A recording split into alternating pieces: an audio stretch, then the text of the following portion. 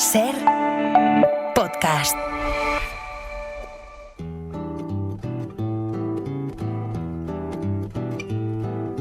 Hoy por Hoy Magazine. Ser podcast. La conocí en una bailanta, todo apretado. Nos tropezamos, pero fui yo el que se puso colorado. Era distinta, diferente su meneada, y un destello inteligente había en su mirada. Cuando le dije si quería bailar conmigo, se puso a hablar de Jung, de Freud y Lacan.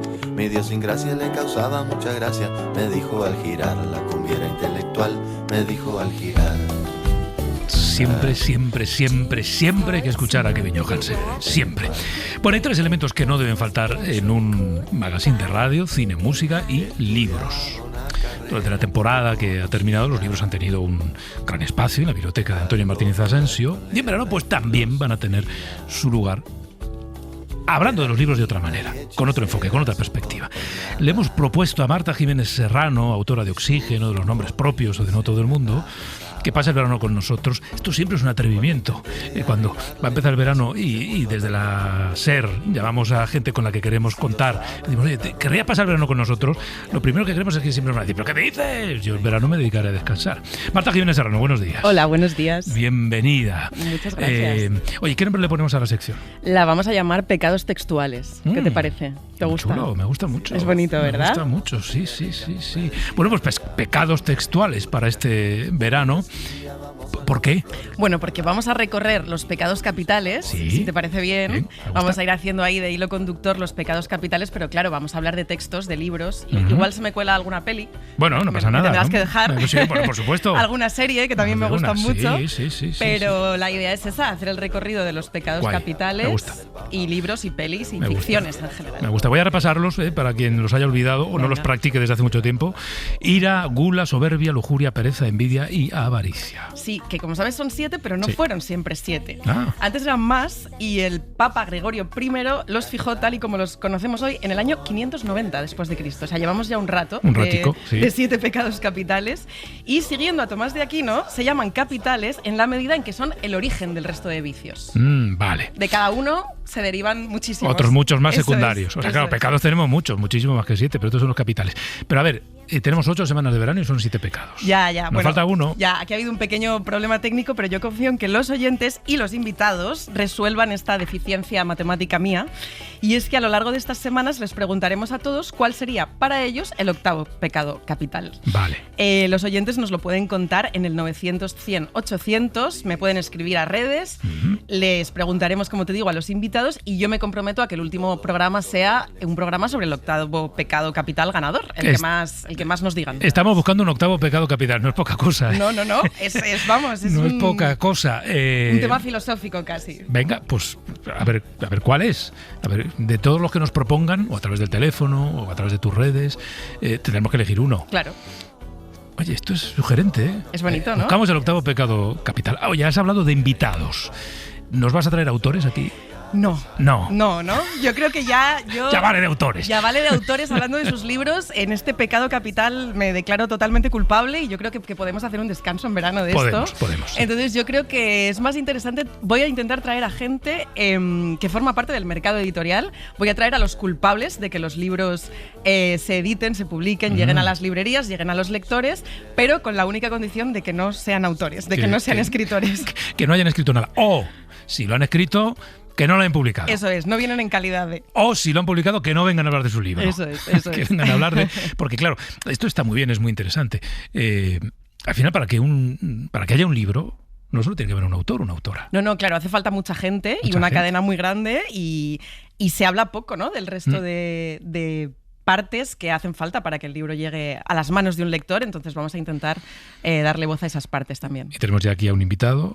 Sí. Que forma parte de todo este proceso. Ahora presentamos, ahora decimos quién es. Creo que voy a hacer una cosa, porque como tenemos que hablar de la envidia hoy. Sí, hoy arrancamos con la envidia. ¿En el mundo editorial hay mucha envidia? No, nada. Nada. ¿Qué dices? Nada, ¿de pecado? No, en absoluto. Me ha costado muchísimo vincular la literatura con la envidia. Nada. Autores y autoras envidiosas, que no, hombre, que no. Se están muriendo de envidia las flores, las estrellas y la Marbella. Hoy por Hoy Magazine. Porque Dios te hizo, Lola, Ser Podcast. más bonita que a todas ellas. Todos los miércoles vamos a hablar de libros y de pecados textuales con Marta Jiménez Serrano. Tenemos 8 miércoles. Hay 7 pecados capitales que vamos a llevar también a los pecados textuales. Necesitaremos encontrar uno. Vayan pensando en el octavo. Y empezamos con la envidia. Empezamos Marta. con la envidia, sí. La Real Academia define la envidia como la tristeza o pesar del bien ajeno. Pero nos da también una segunda acepción que dice emulación o deseo de algo que no se posee. Uh-huh. Y es que, claro, la envidia lleva a la comparación, la competitividad, la inquina, el resentimiento, pero a veces también es un ingrediente necesario para el deseo y un motor muy poderoso para la acción, ¿no? Si pensamos en historias de ficción, muchísimas diría yo, tienen un componente más o menos importante de envidia. Y de hecho, coloquialmente hablamos de que no sé si existe una envidia sana y una envidia insana. Claro, hay como una pelusilla simpática, ¿no? Sí. Que nos puede llevar a movilizarnos. Decimos, oye, yo también quiero eso que tiene el de al lado. Uh-huh. Y sin perjudicarle, actuamos nosotros para adueñarnos de ese deseo. Y luego ya está la envidia con inquina, la que desea el mal del otro y que además se da en todo tipo de relaciones humanas. Entre hermanos, por ejemplo, esto es un clásico, ¿no? Sí, desde Caín y Abel hasta sucesión. Los hermanos que se han mentido, maltratado e incluso asesinado por cuestiones de envidia, disputándose el dinero, el amor, la validación o la atención de los padres, ¿no? Y esa es una de las posibles estructuras de la envidia, un único objeto de deseo y varios pretendientes. Por el amor Uy. de esa mujer. Empezamos fuerte. Claro, siempre. Empezamos fuerte. Aquí 2 hombres peleándose por una mujer, que es otro esquema clásico de la envidia. Totalmente. La mujer es el objeto y los hombres se la disputan, ya sean David Bustamante y Alex Casademunt o Menelao y París, por ejemplo, peleándose por Helena. Ya sabes que Helena era la esposa de Menelao, sí, y París se encapricha y se fuga con ella, lo que dio lugar a la guerra de Troya. ¿Dirías tú que la Ilíada, que narra esa guerra de Troya, o la Odisea, que narra la vuelta de Ulises de esa misma guerra, son buenas lecturas playeras? Son perfectas lecturas playeras. Son tan buenas como Bustamante para el trayecto en coche, son la Ilíada y la Odisea para la playa, que son además 2 libros de aventuras, así que espero que vuelvan bien mojaditas este verano. Uh-huh. Pero si alguien, por lo que sea, por la razón que fuera, no se ve, prefiere leer un texto escrito después de Cristo, vale, y si hablamos de envidia, vengo con otras 2 recomendaciones. Venga. Una es Apegos feroces, de Vivian Gornick, y la otra es el cómic Ghost World, de Daniel Close. Pero no hablamos ya de envidia romántica, digamos, ¿no? Porque en Apegos feroces las protagonistas son madre e hija, y en Ghost World son 2 amigas. Exacto. Aquí lo que tenemos es una envidia que en realidad funciona también, en cierto modo, como pegamento de la relación, ¿no? E incluso como construcción de la identidad. Esto se ve muy bien en el cómic Ghost World, donde Enid y Rebeca son 2 amigas construidas en oposición. Una es rubia, la otra morena, una es más canónica, la otra menos, una es más cultureta, la otra nada. Y al mismo tiempo desean y odian eso que la otra tiene, ¿no? Quieren enrollarse con el mismo chico, ser la más lista, ser la más especial, pero es ese tira y afloja de envidia lo que mantiene ahí la relación, claro, también. Claro, sí, porque es verdad que a veces entendemos que la envidia es necesariamente de alguien que no tiene o que tiene menos a alguien que es mejor o que tiene más, pero no siempre es así. No, porque lo que pasa es que la envidia no tiene tanto que ver con la lógica, sino con la propia percepción, ¿no? Yeah.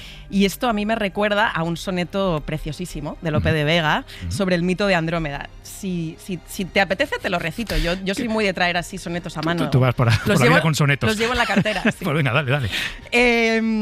Bueno, pero antes, un poco de contexto, que si no nos vamos a enterar. la madre de Andrómeda había cometido el pecadillo de presumir de la belleza de su hija y de la suya propia, ¿no? Y las Nereidas, que eran unas ninfas marinas, pues se sintieron muy ofendidas. Claro, la belleza como fuente de envidia, generadora de la envidia. Esto es. Entonces, esto desata la furia de Poseidón, que por una serie de movidas que me llevaría la mañana entera a contar aquí, Andrómeda termina castigada, desnuda y bellísima, encadenada a una roca en el mar, y ahí está la pobre, helada de frío y fatal.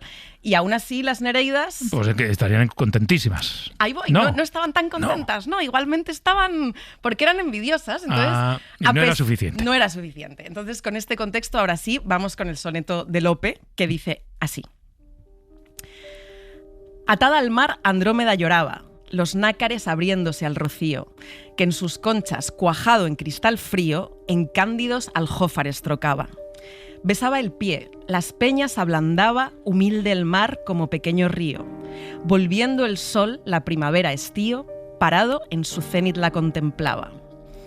Los cabellos al viento bullicioso, que la cubra con ellos le rogaban, ya que testigo fue de iguales dichas. Y, celosas de ver su cuerpo hermoso, las Nereidas su fin solicitaban, que aún hay quien tenga envidia en las desdichas. Fíjate qué final, ¿eh? Que aún hay quien tenga envidia en las desdichas. Qué cosa tan bonitamente dicha. Bueno, entonces tenemos envidia entre hermanos, entre madres e hijas, entre amigas, envidia entre hombres que desean una misma mujer. Sí, y ya aviso, no nos va a dar tiempo aquí a repasar todas las posibles envidias, seguro que nos quedan algunas. Estamos dando unas pinceladas de las más representativas, pero hay una que no podemos dejar de mencionar, y es la envidia profesional. Bien, ¿qué os parece mi elegante vestido nuevo? Te queda muy bien, te sienta muchísimo mejor que a mí. Sí, lo supongo. Le he hecho unos cuantos arreglos que estaba pidiendo a gritos. ¿Estás segura de que ya no lo quieres? Seguro, para mí resultaba demasiado juvenil. Vamos, no te hagas ahora la anciana. Entonces se va al desnudo de Mankiewicz. Sí, con unos comentarios pasivo-agresivos que van muy bien de la mano de la envidia. Estamos escuchando a Margot y Eva. Margot es una extraordinaria Bette Davis, que es una actriz consagrada. Y Eva, al comienzo de la película, es una gran admiradora suya. Pero la línea que separa la admiración de la envidia y la emulación de la usurpación, pues es muy fina a veces. Claro, y Eva termina triunfando, gana un premio, da un discurso mítico en la película. Las envidias por los reconocimientos, por los premios, por la fama, existen en todas las profesiones, en todas. También en el periodismo, sí, también en el periodismo, pero quizá aún más en aquellas en las que uno está expuesto, y eso pues los escritores también lo vivís. No, yo ya te decía que en los escritores jamás, ¿no? Hay una concordia, nunca, nadie ha sabido nunca de un escritor envidioso de otro. Pero esto hay que contrastarlo, porque no sé si es una opinión tuya o una realidad. ¿Quieres que lo contrastemos con alguien más? Sí, quiero que tenemos que contrastarlo con nuestro invitado. Venga, pues le vamos a presentar, venga, ¿no? Vale. Tenemos hoy con nosotros a José Jama, que lleva años ejerciendo de editor, pasó por la editorial 451, estuvo varios años al cargo del catálogo de Sexto Piso y ahora es el editor de Feltrinelli, un nuevo sello que ha sacado la editorial Anagrama. Buenos días. Hola, José. Hola. Buenos días, ¿cómo estáis? Qué suerte que no haya envidias en tu oficio. En tu sector. Efectivamente, es un sector muy liberado de envidias. De hecho, yo quería decir que estoy muy agradecido de que me invitéis para ilustrar el concepto de envidia profesional. Entiendo que soy un buen caso. Piensa que el resto de editores ahora están envidiosos de ti, que estás aquí representando al sector en la SER. No me cabe ninguna duda. Claro, ahora muchos editores diciendo, ¿y por qué él? ¿Y por qué él y no yo? Exacto. ¿Y por qué esta ventana? Oye, ¿qué es un editor? Bueno, buena pregunta. Perdón, un editor es la persona que se hace un poco cargo de la concepción de una editorial, el que toma la decisión de hacia dónde, qué tipo de libros se quieren publicar y en concreto qué libros se quieren publicar, y también quien de alguna manera está en contacto continuo con todas las personas más especializadas dentro de la editorial en los distintos trabajos, en dar a conocer esos libros o en producirlos físicamente o en cada uno de esos pequeños apartados, tenerlos a todos en contacto y trabajar para ir juntos. O sea, organización, estrategia, un poco todo, ¿no? Estás ahora al frente de Feltrinelli, que es un sello recién nacido, como quien dice, que ha arrancado con la novela Principio, Medio, Fin de Valeria Luiselli, que recomiendo fervientemente, que tiene también en su catálogo a Richard Ford o a Boris Pasternak. ¿Cómo se empieza un sello nuevo? Claro, con Valeria Luiselli, así es muy fácil. Con Valeria Luiselli es muy fácil. Soy muy afortunado porque la propuesta de crear este nuevo sello es a hombros de gigantes, ¿no? Es de la mano de Anagrama, que es una de las grandes editoriales españolas y europeas del siglo XX y XXI, ¿no? Y de la propia editorial Feltrinelli, que es una editorial italiana que tiene también 70 y pico años de historia y que también es una de las grandes editoriales más prestigiosas de Europa. Entonces, de alguna manera, yo en realidad ya tengo el trabajo bastante hecho. Yo simplemente lo que estoy aquí para intentar que no estropearlo del todo. Oye, para un editor, como todo en la vida, supongo, y que como en otras muchas profesiones, supongo que un momento difícil es decir no. Quiero decir, habrá autores y autoras que llamen a una editorial y que presenten, ¿no? mi libro, mi nueva obra, esto es muy bueno, ya verás, léetelo porque me ha salido un novelón. Y habrá que decir que no muchas veces. Muchas veces, lamentablemente. Es una de las cosas más complicadas del trabajo. Sobre todo lo complicado no es decirle que no a alguien que llega a puerta fría y te propone su libro. El problema es decirle que no a muchos amigos que te proponen su libro, a muchos escritores, buenos escritores, a los que no ves cabida en el catálogo. Esto es más complicado. Y un poco vinculado con decir que no, ¿cuánta mano mete un editor en un texto? Es decir, hay algo entre decir que no...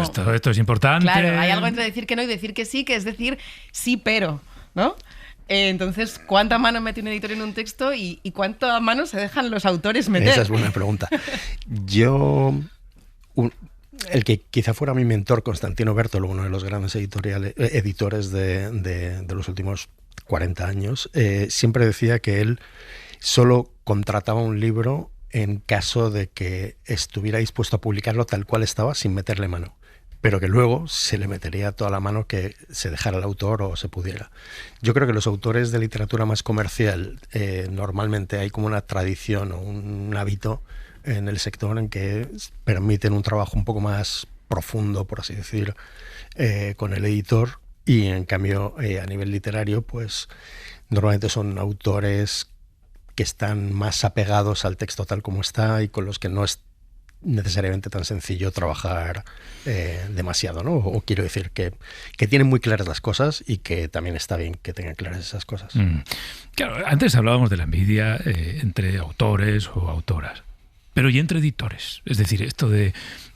porque supongo que os miráis entre vosotros y decir, oye, fíjate que ha conseguido esta... ¿Cuántas veces has dicho qué cabrón ese que se ha llevado el libro que yo quería? Sin duda, o sea, eso muy, muy habitualmente. Además nos está pasando muchas veces y como por suerte en España tenemos una bastante buena relación entre los editores de... ¿Ves? Nadie confiesa la envidia, se lleva todos. No. Justamente sí la confesamos y nos la confesamos a la cara muchas veces. Es como, de hecho, muchas veces es como maldición, te has quedado el libro que yo quería, o bueno, no era para tanto, pero el próximo no te lo quedas. Pues así que hay un poco de pique sano, divertido. Oye, ¿y cuánta envidia de los autores padecéis los editores? Es decir, te llegan mucho los autores y te dicen, no, claro, es que a ese le ha sacado en mejor mes que a mí, o la cubierta del otro es más bonita. Mira, no te lo dicen, pero piensan. No, pero sí, pero. Y ese es el verdadero problema. Yo creo que lo difícil de lidiar de las envidias de los escritores justamente es que están soterradas y muchas veces no se manifiestan, no son explícitas, entonces uno tiene que trabajar incluso sin explicitarlas, ¿no? O sea, como que tienes que abordarlas como si sabiendo que están, pero sin que nadie te haya dicho que estén. Editor y psicólogo. Editor y psicólogo, exactamente. ¿Puedes confesar una envidia? Digo, no lo sé, a lo mejor de un título que te hubiese gustado publicar. Mira, incluso si quieres de algún clásico cuyo autor o autora no esté vivo para no molestar a nadie. Tantísimos que por dónde empezar, ¿no? No sé, o sea, supongo que lo que me da mucha envidia es pensar en la posibilidad de publicar un libro que cambie en cierto momento la historia de la literatura, digamos, ¿no? O sea, como... Vale, pero mójate. Bueno, o sea, por ejemplo, un libro, o sea, si dices un clásico, pues yo qué sé, casi cualquiera de los libros que han cambiado la historia de la literatura, por ejemplo, del siglo XX, ¿no? O sea, desde En busca del tiempo perdido, La metamorfosis, no sé, algo en esa línea. Ya puestos la obra completa de Faulkner, ¿no? Que yo soy muy bien, seamos muy ambiciosos. Pero bueno, en general sí, yo creo que lo que todos aspiramos es a encontrar, dar con un título que cambie o que permanezca en la historia de la literatura, ¿no? Claro, es que, fíjate, estaba pensando ahora mientras escuchaba, ¿qué es el ideal para un editor? ¿Encontrar un libro que venda mucho o encontrar un libro que sea muy bueno? Bueno, las dos, porque también depende mucho de dónde trabajes. Hay editores que están en determinados puestos en los que la exigencia de la venta es mayor, por encima de la calidad del libro, y en otras editoriales, en otros proyectos editoriales, el objetivo fundamental es hacer literatura de alta calidad, pero por supuesto siendo siempre rentable. Nunca puedes esperar, estamos en el capitalismo y por tanto necesitas generar rentabilidad para sostener el proyecto, ¿no? Pero entonces un equilibrio está muy bien. Ese es uno de los retos, porque claro, los números tienen que salir, ¿no? Entonces, quizá una de las cosas más difíciles es que se cruce la calidad literaria, la creatividad y que el negocio funcione, ¿no? Porque es un negocio al final, una editorial. Exactamente, es que si no funciona el negocio tienes que dejar de publicar y entonces se acabó nada de buscar libros que cambien la historia de la literatura, nada de publicar libros que puedan llegar a vender, es que directamente ya no puedes publicar nada, ¿no? Entonces se trata de encontrar ese punto medio. Bueno, podríamos decir que sin editor o editora no hay libros. Bueno, de hecho, existe el fenómeno de la autopublicación, la autoedición, pero y que de hecho en muchos casos está saltando posteriormente a que un editor lo detecta y lo incorpora a su catálogo y lo publica de una manera que quizá pueda llegar a un público mayor. Pero sí, a mí lo que me parece es que el editor es la figura que hace que un discurso, salvo que haya una autoedición, y que esto en tiempos de Internet está cambiando mucho, el editor es esa figura que hace que un discurso que era privado, que es el de un escritor que está escribiendo algo en su cuarto, lo vuelve público y lo traslada a la gente, y entonces en ese sentido creo que hace una labor importante de puente entre el autor y los lectores. Bueno, además es un mundo donde nadie se envidia. No, ¡Qué claro. maravilla! Un mundo feliz. Sí, un mundo feliz. Vas a ver qué pocos pecados capitales hay en el mundo editorial. José, ¿cuál es el octavo pecado capital? Bueno, yo es que soy un cierto defensor de bastantes de los pecados capitales, ¿eh? Algunos de ellos yo no me parecen tan problemáticos y sobre todo, como decíamos antes, llevados a un punto medio, pues todos están no es el veneno, bien, sino la dosis, ¿no? Relativamente, exacto. Pero a mí se me ocurre que uno bueno puede ser el rencor. Que además yo soy un gran defensor del rencor. A ver, defiende el rencor. Bueno, yo creo que que la deslealtad hay que castigarla, ¿no? Y hay que castigarla con la memoria. Entonces el rencor es eso. Wow. A ver, te voy a decir una cosa. Sí. Nos has puesto el listón muy alto. Muy alto, muy alto. Pecado capital. Bueno, sobre todo como un pecado capital, para mí defendible. Aunque yo sé que no todo el mundo está a favor de esto. Estamos a favor de las opiniones impopulares, o sea que muy bien. Pues apuntamos rencor. Nos lo apuntamos. Muy bien tirado, muy bien tirado. Bueno, José Jamán, muchas gracias por habernos acompañado esta mañana. Gracias, Pedro. Gracias Marta. Ha sido un placer. ¿Cuál es el pecado de la semana que viene? ¿Lo tenemos decidido? La pereza. La pereza. La pereza, de la envidia a la pereza, ¿qué tal? Bien, me gusta. ¿Te gusta? Me gusta. Un buen pecado para el verano, la pereza. Que no te dé pereza preparar el pecado de la pereza. Lo conseguiré. Bueno, Marta, muchas gracias. Hasta la semana que viene. Un placer. Para no perderte ningún episodio, síguenos en la aplicación o la web de la SER, Podium Podcast o tu plataforma de audio favorita.